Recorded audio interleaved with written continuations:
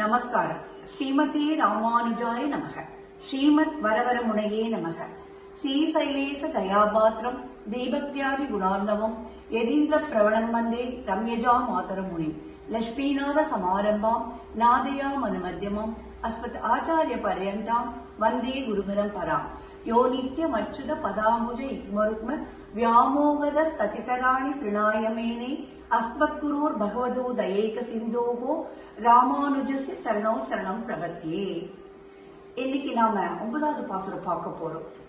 தூமணி மாடத்து சுற்றும் விளக்கெரிய தூபம் கமழும் துயிலணி மேல் கண் வளரும் மாமான் மகளே மணிக்கதவும் தாழ்த்தினவாய் மாமீர் அவளை எழுப்பீரோ உன்மகள் தான் ஊமையோ அன்னி செவிடோ அனந்தலோ ஏம பெருந்துயில் மந்திரப்பட்டாளோ மாமாயன் மாதவன் வைகுண்டன் என்று நாமம் பலவும் நவின்றேலோர் என்பாவாய்.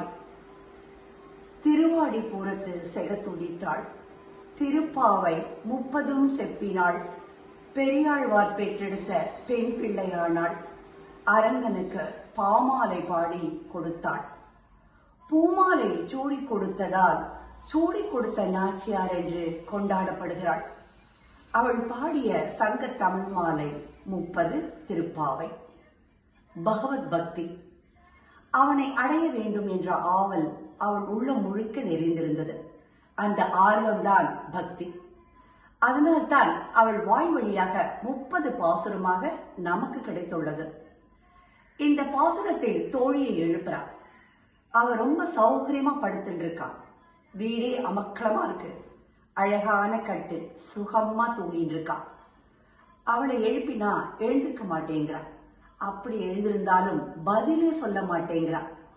எனவேதான் ஊமையா செவிடா சோம்பேறித்தனமா மந்திர வசப்பட்டாளா என்றெல்லாம் கூறி மாமீர் அவளை எழுப்ப என்கிறாள். மாமாயன் மாதவன் வைகுண்டத்துக்கு அதிபதி என்றெல்லாம் அந்த நாராயணன் திருநாமங்களை சொல் என்கிறாள். இந்த பாடலில் வரும் திவ்ய தேசம் திருக்கடிகை.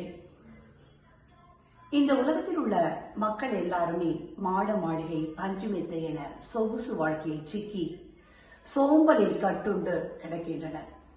இதிலிருந்து அவர்களை மீட்ட பகவானின் இருப்பிடமான வைகுண்டமே நிலையானது என்பதை அறிவுறுத்தவே இந்த பாடல்.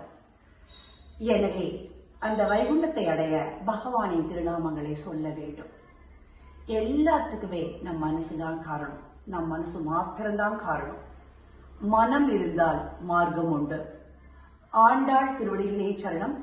ஆழ்வார் எம்பெருமானார் ஜிஎட் திருவடிகளே சரணம். இந்த வீடியோ பிடிச்சிருந்தா லைக் பண்ணுங்க. நல்ல விஷயத்த எல்லோருக்குமே ஷேர் பண்ணுங்க.